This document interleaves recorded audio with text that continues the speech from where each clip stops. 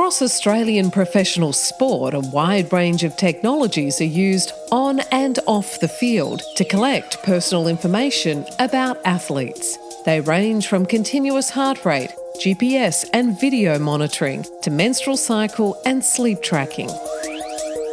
At the moment, we're collecting more data, I think, than we know what to do with.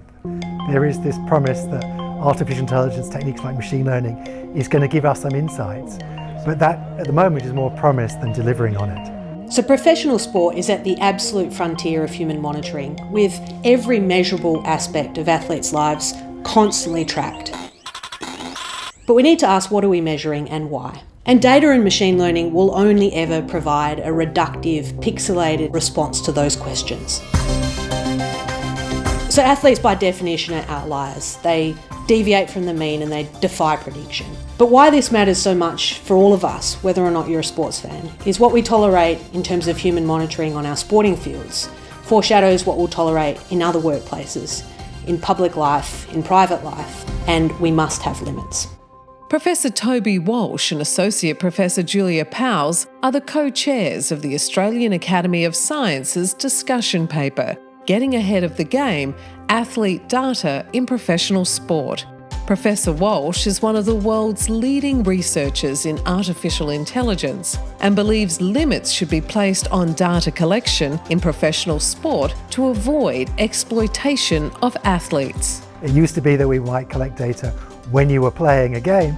Now we're collecting it during training, and we're even collecting it when you go home, even when you're asleep. And of course, that raises some interesting, challenging legal and ethical questions about your privacy and about what happens to that data when you're no longer competing. Associate Professor Powell is renowned internationally for her work on the law and politics of data, automation and AI. She's spearheading 2 major national projects on data in sport as the director of the Minderoo Tech and Policy Lab at the University of Western Australia. Data creates this amazing hallucinatory effect. When people utter the word, their tendency is to collect, to amass, to aggregate and to leverage. But when we speak about athletes and data, we need to be clear about what we're talking about.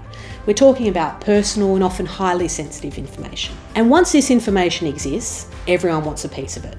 Coaches, clubs, but also third-party tech vendors, broadcasters, betting and wagering agencies. The best way of managing this information and ensuring that we protect against unintended consequences is to be absolutely sure about what we're collecting in the first place.